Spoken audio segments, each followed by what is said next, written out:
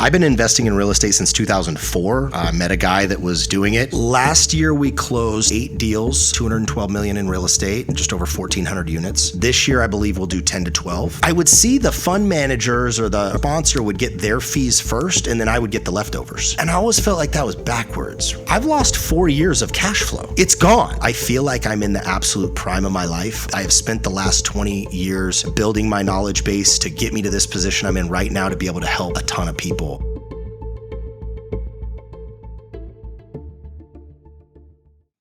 Hey guys, welcome to another episode of The Standard with Braydon. Very excited. I got Adam Williams on today. Adam, thanks for joining me. Yeah, appreciate you, man. Thank you for having me on. Absolutely. Adam is with Elevest, and we actually got to meet at the Tradition Capital holiday event. So Yep. Shout out Brad and Susanna for that connection. They're great, aren't they? Just amazing people. They're amazing people. We've been with Tradition now for, I don't know, maybe a year, and they've just been so good, not only in inviting us to the events that they put on, which is amazing, but just the introductions that they've made for us with people and other clients that, we just, like you, I met you at their event, which was awesome. Yeah. I love working with them. They've been just amazing partners since the day they moved to Arizona, and just Brad's great people, and he's surrounded himself with just an amazing team. And Susanna's incredible, Matt, Mike, you name it. They're all just great people. They're all good, yeah. Yep. Tell everybody a little bit about Elevest, how you started that, and what you guys do. Yeah, sure. So, I've been investing in real estate since 2004. I met a guy that was doing it and looked like he was doing really well. And I was always interested in real estate anyways, but it was kind of my first introduction into the inner workings of it. He was doing single family at that time, and I partnered up with him, and we did about 250 single family deals over a course of 3 years. So we were kind of humming along, building a rental portfolio. And about halfway into that, I just realized that there was no way to scale single family the way I wanted to scale a business, right? I owned a marketing and events company at the time that I went on to own for many, many years. But I thought, let me learn multifamily. Let me learn this apartment building thing, because the guys that I knew that were doing that, they were absolutely crushing it. And they were collecting 200 doors at a time instead of taking 3 or 4 years to collect 200 doors like I was. And we were working full time. I mean, I had 70 employees, and we had like a big machine going. So I was like, there's got to be a better way. So I actually found a guy down here in Arizona that was doing multifamily. That was all he did. Yeah. And I paid him to just let me kind of follow him around and be his little puppy dog and learn and get introductions to everything he was doing and watch him work, right? For a year, full year. And he let me follow him around for a full year.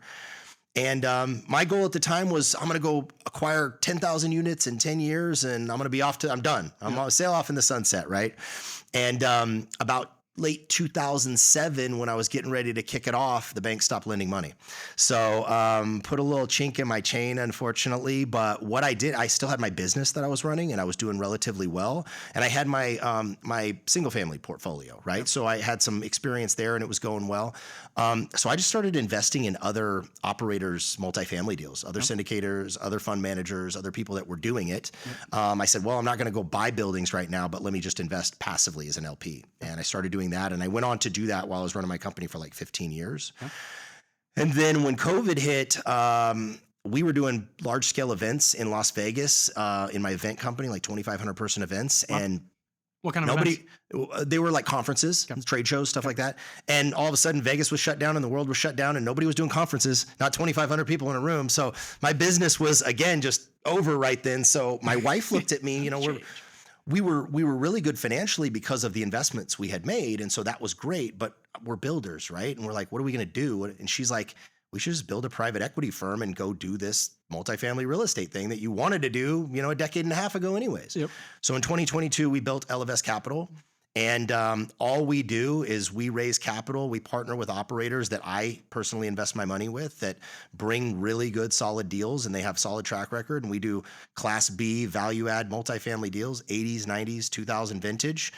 We acquire those deals with them. We renovate all the units. We increase the NOI, and we sell them for profit for myself, of course, and our investors. And we just do that over and over and over again. What's your average hold time? We always project a 5-year hold time, but we've never held a deal a full 5 years. We're generally in and out in under 3 years. Very cool. Yeah. So for us, it's about, there are a couple of different strategies in this game. Number one, you can either be a long-term hold, right, where you're buying things and you're like, I'm just going to hold them in my portfolio forever and stabilize the asset and have it cash flow really well. Yep. Great model. For us, what I've found the best way to increase cash flow is by forcing NOI growth exiting the deal at a 2x or higher equity multiple, meaning somebody invests $1 million or $100,000, they're getting $200,000 back, right, in about 3 years, and then 1031 that into the next deal so we can get velocity of capital, because the more money you have in these deals, the more cash flow it's spitting off every single month. So if I can double my money as an investor every 3 years on average, and I can go from $100,000 to $200,000 to $400,000 to $800,000 to $1.6 million and so on, and I've got a 20 or 30 year runway, I can build a serious net worth, tax free or tax deferred, and I can build a serious residual monthly cash flow. And that's really the name of the game for us. I love it. Yeah. Looks like it's predominantly Arizona, North Carolina, Texas. Yeah, that's correct. We're in Arizona, North Carolina, and Texas, and looking at expanding into some other markets, but we don't jump into anything. We got to really do our diligence on them for sure. Why those markets? High growth, job growth, a strong occupancy.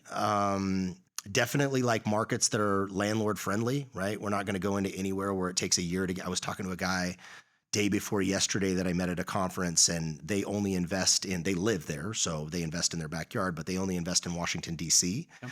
And he was just telling me about the challenge. He said things are changing politically there, but they were really have dealt with a lot of challenges of taking a year to get tenants out that don't pay their rent. Yep. And so we can't invest in markets where that's happening, right? Yep. So definitely where we're able to have friendly landlord laws, and just really looking for job growth and continued population growth where people are moving into the area. And Arizona has been one of the best, right? North Carolina and the markets that we move into and operate assets there has been the best. And then Dallas, I think, is number one right now in the nation, which it's booming, right? Crazy. So yeah. Yep. Yeah. You mentioned other markets that you guys are looking at. What's kind of next? Yeah, I think Tennessee, the Nashville area is just exploded over the last decade. I did a lot of single family stuff there back in the day, and it was nothing compared to what it is now. But we really like the Nashville area, the Nashville MSA. Yep. Some areas in Florida, people are nervous about Florida because hurricanes or this or that, but Florida is booming. Yes, and certain markets in Florida, you got, Tampa, you've got the Orlando area, you've got even up there in the Panhandle area is really starting to explode, and you can still get some deals out there. We haven't bought anything there yet, but we're definitely looking into those markets. And for us, a lot of the capital from New York seems to be funneling. So Florida. California is here, right? California comes here, or Texas, and then you've got New York, New Jersey that comes to Florida. So you kind of play both coasts. That's exactly right. Yep. And so no New York, no California, no New Jersey, no DC, none of that stuff for us. People make it work there, but I prefer to stay in these markets that are all your people are moving here. Yep. Exactly. Exactly. What's kind of your ideal clientele or investor then? We work with predominantly business owners. Yep. They don't have to be business owners, but just the world that I come from and the people that I speak to and help educate on this are people that are building businesses or have built successful businesses. Yep. They're extremely busy building their businesses or running their businesses. They're very successful. They make a tremendous amount of active income in their business. But they don't have time to go out and underwrite a deal, right? 200 unit apartment buildings or understand what private equity firm they should work with or whatever. So they know that they need to move some of that active income into a passive income strategy. And most of them know about real estate or even own some single families or some Airbnbs or whatever. Yep. But they're looking for more of a passive strategy where they can say, hey, I know this firm over here, us as an example. There are many Elevests out there. I see their track record. I see what they do. I trust them to manage my money effectively and turn my $1 million into $2 million, 2 to 4, et cetera. Yep. And so I'm going to keep head down focused on what I know makes me money in my business, but I'm going to move over into 3, 4, 5 of their deals every year and just let them do that. Right. And those have been predominantly our clients. They probably makes up about 80 to 85% of our clients right now. Yep. And then we also, a lot of people that are, what I've realized recently, a lot of people we're meeting that are getting referred over to us, or I'll meet out at an event or something, are people that are, they're a W-2 worker, but they make a lot of money, or a business owner, or they own a real estate, brokerage, or have a team or something. Yep. And they've been collecting single families over the years in their own rental portfolio. I had a guy that I was introduced to about 3 weeks ago. He's a physician and he owns a physician practice where he has a bunch of other doctors under him, and he just makes gobbles of money. Like, the guy is really crushing it. Yeah. But he has a big tax issue, right? You make a bunch of money, you got a money problem now. You got tax issues. Yep. And so 4 years ago, him and his wife started consulting with somebody to start buying single family rentals. And they did a really good job at it. They acquired 184 single family rentals in 4 years. Dang. While working a full-time 80-hour a week, running my business as a physician and all the things, right? And before he knew it, when I got the call a few weeks back, he goes, Adam, we're thought we were doing well, and we look up and we're losing $30,000 to $40,000 a month. We own 184 doors, and we're losing $30,000 to $40,000 a month. We're bleeding, and we didn't even realize it because we don't know how to manage these things. Right. He said we went through literally 4 property management companies, outsourced, to the point of where they all sucked so bad we had to build our own property management company in-house. We don't have time to do that, nor do we know what we're doing. He's like, I got to get rid of these things. So whether it be somebody that's collected 20 doors over the years or 184 doors over the years, I'm starting to get a lot of those calls of people that are realizing this just isn't for me. Yep. I want to move. I want to sell those, and I want to 1031 exchange that money into the passive multifamily stuff and let you guys deal with it. Just put a check in my bank every month, right? And let me know what's going on. So a lot of those clients are coming through the door now. Love it. Yeah, I had the branch manager actually for this branch was asking me before. She's like, "Who are you interviewing today?" I'm like, "Oh, Adam, he's with Elevest." She's like, "What is that?" And I was telling him, and she was like, "That's interesting." And I was like, "Yeah." And she's like, "What I've struggled with on the single family is an investing side is the vacancy. Yeah. You know, if you get somebody that moves out and you don't get the renter in there for however long, you're kind of screwed on that property. Where multifamily, a little bit different, right? You get one person out, your occupancy is at 98% versus, it's not like, oh my God, we got to panic. That's exactly right. So it's a little bit of a hedge on that side of the risk. In a number of ways, right? To your point, like I started out in single family, and when I would do the math and look back, and I do this for clients now, but I started out doing it for myself, the average passive income, meaning after all debt service, taxes, insurance, repairs, all the stuff, in the United States on a single family rental is $100. And I know it's higher in some areas, and in some areas it's zero, right? Yep. But the average is $100 per single family per month. So if I have a tenant that moves out for 1 month, then I've got to go in and paint and clean carpets, and it takes me another month or 2 to get a tenant in there. I've lost 4 years of cash flow. It's gone because I had to cover the mortgage payment. I had to cover the insurance, the taxes, the repairs, et cetera. And so when I did this for a gentleman a while back, he came to me, he bought his first rental because that's what he thought he was supposed to do. It's in Anthem. He bought his first rental here in Arizona in Anthem. And he said, Adam, I put $200,000 down on this rental. It's a $500,000 home or whatever. Really nice little home. Yep. I'm cash flowing like $100 a month or $75 a month or something on it. I'm thinking about just paying it off so I can cash flow a lot more. Or should I sell it and take that money and put it into these multifamily syndications that we do? Yep. And I said, well, I'm biased, but let's just do the math. Yeah. We calculated it would have taken him 18.8 years to break even on that single family. And that's if everything went right. He never had a single repair. Yep. He never lost a tenant. His taxes and insurance didn't go up. All of those things combined, which never happens for 18.8 years. Yeah, you're going to have a roof leak. You're going to have an HVAC. You're going to have all that fun stuff. Rather than you take that $500,000 or whatever it was, put it over here, you're cash flowing day one, you never get a phone call, and you're doubling your money every 3 years on average, right? Like it's just stupid. Yep, no brainer. It makes no sense. So yeah. How would you say you differentiate from other PE firms? What's kind of your unique value add or differentiator? Yeah, I think a couple of things, and this is just from experience of me investing in a lot of other sponsors' deals over the years. There were things that I liked about certain sponsors and funds, and there were things that I just kind of rubbed me the wrong way. And a couple of the big ones that stick out that I think we fixed with our firm for our investors is, number one, if you're going out and you're looking to get involved as a passive investor in these multifamily deals and you're looking at the different opportunities out there, most of them will offer 2, 3, 4 share classes, right? If you invest $50,000, you get this. If you invest $100,000, you get that. If you invest $500,000, you get this. And it comes to the point where it gets really confusing. Again, I put myself in the position or in the shoes of a business owner or a W-2 employee that I'm busy doing this. I don't have time to go figure all that out. Yep. And so what we did was we created one share class, and we just pay higher than anybody else out there. So we do an 8% preferred return and an 85-15 LPGP split, meaning after the 8% pref is met, they get the first 8% of profit. And then when we sell the property, we split it 85-15, 85, of course, going to the investor. So it's higher than any other returns out there that I've ever seen or that I got to participate in. And it's simple because you don't have to juggle between 3 different share classes, and what do I want to do? It's one opportunity.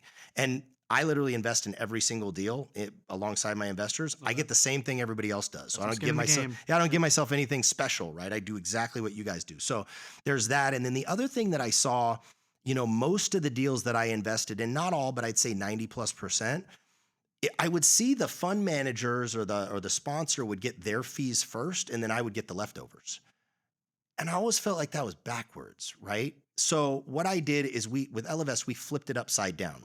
We solve for 4 return metrics that once we meet those for our investors, if there's anything left over, we get our fees. Yep. If there's nothing left over, which on some deal there's not, we don't take an AUM. We take 0. And I'm perfectly happy to do that because guess what? You're going to stick with me forever. You're going to refer all your friends. And that's how we built our business, completely organic, referrals only. So those are the 2 biggest that I think. And then just keeping it simple. This is a complex business. There's a lot of complexity to it. But you as the business owner or the W-2 employee that is just looking to passively invest, you shouldn't have to deal with any of that complexity, right? How many deals are you looking at on a regular basis, weekly basis, monthly basis? Last year, we closed 8 deals, $212 million in real estate, just over 1,400 units. Just over 1,300 units. This year, I believe we'll do 10 to 12. Okay. And we're always just aiming for 1 a month. But we can't force anything, right? We'll have months where we do none. We'll have months where we have deals that fall through that we thought we were going to take to the finish line. And then we'll have months where we have 2 or 3. So it's just really what kind of comes across our plate, passes the underwriting, and that we feel like we can green light and bring to our investors. Agnostic to size? Is there a certain number of units that you kind of stay kind of in a sweet spot of, or what's? Yeah, so all like I said earlier, 80s, 90s, 2000 vintage garden style. We don't go below 1980 or older than 1980. And generally between 100 and 400 units. We've done some a little smaller and some a little larger, but that's kind of our sweet spot in that, I'd say $30 to $50 million acquisition range. It's just kind of a good middle market where you can get in there, you can get value. We're buying these things at a discount. We're executing our business plan, renovating the units, and then selling them upstream, fully stabilized. How long is that renovation process? It depends on the market cycle we're in, and it depends a lot on what we're looking to do with the property. So as an example, I can talk about where we're at right now, where we've slowed way down on renovations over the last couple of years. We're still renovating actively every single day. Takes us about 21 to 27 days to turn a unit from complete gut all the way through to fully renovated. But we'll slow down on renovations when interest rates are high and values are down and we're in acquisition mode, right? We're not selling deals right now. We haven't sold a deal in over 3 years. So when we're in acquisition mode and we're just not looking to sell anything right away, we're not going to rush renovations out there and crush on that. Where when interest rates come down and cap rates begin to compress and values are going up, which we believe we're probably at the bottom of the market now, knock on wood. But when values go up and we're looking to start selling, right, and disposition these assets, we'll push renovations and we'll get that NOI way up, right, to get the values up of the building. So it just really depends on market cycle. Adam's crystal ball. What's the market doing? Dude. If you know where to buy one of those crystal balls, if you know where to buy one of those crystal balls, tell me, because I would like 2. I'll take one for my office, one for home. I say it all the time. None of us have a crystal ball, but I have been through a few market cycles now. I pay very close attention, and I ask a lot of other people that are in the space. I don't rely on kind of my own vision and my own crystal ball, so to speak, because I'm wrong sometimes, right? What I see is I do see the interest rate environment starting to soften and those rates are starting to come down. I believe our current administration with Trump, I don't think he's going to let interest rates stay high, right? It's not good. It's not good for the economy as he sees it. And he has pushed really hard on it. And I don't know that we'll ever see the 2% and 3% again, but as interest rates come down, values are going to start to go up in these buildings. And so for us and what we're doing, and that's we are in heavy acquisition mode right now. And we're in this really cool part of the market cycle that I've never seen in my 21 years of doing this, that we're able to acquire these assets right now at 30 to 40% discounts off the highs in 2022. So just a few years ago. I'll give you an example. We participated in a deal last year, and we did 8 last year that were all very similar, but this one just sticks out to me. It was a Dallas, Texas deal. It was 240, 50 units, something like that. The seller that was forced to sell it to us from his lender because he couldn't refinance the deal, he bought it in 2022 for $48.8 million. We just bought it mid last year for $33.5 million. So we're million haircut, buying these deals going in 15, 16, 18, 20 million. The one that we're launching this month, we're buying at a 40% discount off of what the highs were. And so we know if we can acquire these deals, if you look up and to the right, we're 100% going to go up to the highs and significantly past the highs. Rents are going to continue to double every 10 years in the markets that we're buying in. We know that, right? That doesn't take a crystal ball. Just look back, right? People are not buying homes. The affordability gap is wider than it's ever been, and it's getting wider every single day. People cannot afford a mortgage, and people cannot qualify for a mortgage. People are staying in apartments longer. Rents are going to tick up with inflation or a little bit higher in these markets every year. And rents drive the value of those apartments, right? Your NOI growth. So I know right now, if we're buying these buildings at a 30 and 40% discount off what they just sold for 2, 3, 4 years ago, stay in them for 2, 3, 4 years. You're going to be back there or significantly higher, and we'll buy a building at 40 million. We'll increase the value and we'll sell it at 80 million. And that's what we're doing. Love it. That's my crystal ball, but that's my plan. Don't bank on my plan. Sounds like you got a good plan. You can ride with me if you want. Come on for the ride. For sure. You mentioned other PE firms have like minimal investments and things like that. What's kind of your barrier to entry? Yeah, so ours is always $100,000 minimum investment. Yep. And then we have what we call our private client division. So anybody that invests a minimum of $250,000 a deal, 4 deals or more a year with us, so $1 million a year in investment, they move over into our private client division. And there are some perks to that because our deals fill up extremely fast. Sure. So the way that we do it is our private clients are guaranteed allocation into our deals. So like as an example, we're launching our next deal next week. Our first deal fund of 2026, we're launching next week to retail. Private clients saw that a week. They always see it a week prior. Okay. And so we'll go into, when we launch that to retail, it'll be 85, 90% full already. Okay. And so private clients get first right of refusal. Okay. Exactly. Okay. And then it goes out to retail, 100K minimum, and there you go. Cool. Yeah. That's awesome. Yeah. We keep it very simple. What's been your biggest challenge? I'd say biggest challenge is consistency in market cycles, right? You're always, every deal has a story, and those stories change depending on the market cycle you're in. Right now, the story is we're buying these at a massive discount off the highs. Yep. We know that we're going to double rents every 10 years, and we know that these things are going to be double the value we're buying them at today if we just hang in there and execute our business plan. We know that we're going to 2x your capital as an investor in these deals as long as we're able to execute our business plan, which, knock on wood, we always have. But in market cycles, when values are at the highs, what's the story? It changes. Okay, now we're just kind of averaging in, right? We're not trying to go gangbuster and acquire 10 deals a year. Yep. Because values are at the highs. We're still going to acquire good deals, things that come to us where maybe it was a mom and pop owner and somebody died in the family and they don't want to keep it and the kids don't want it, right? And we can get it at a nice discount, a nice basis, but it's more rare. You're not doing 10 to 12 deals a year, right? So that's the most challenging, is just paying really close attention to where you're at in the market.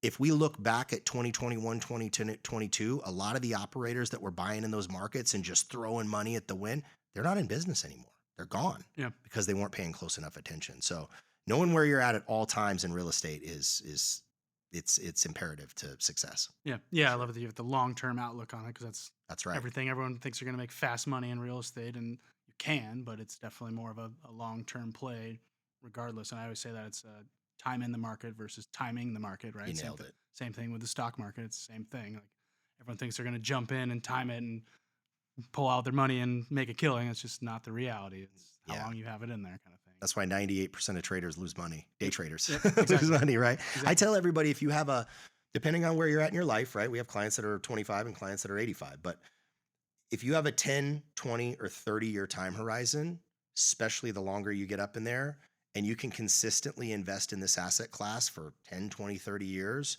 you can become extremely wealthy.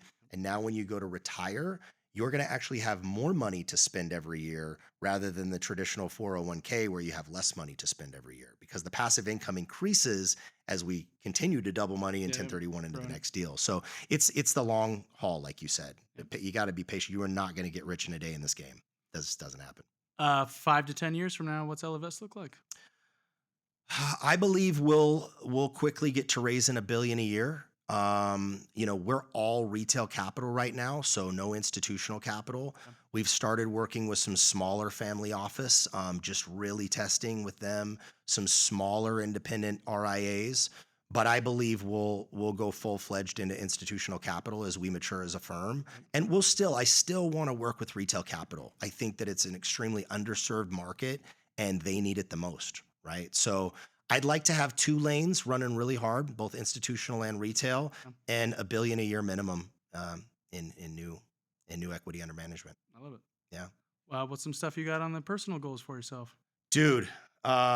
I was telling Vince on the way over here. We were riding in the car over here, and like I just turned 48, and Happy birthday.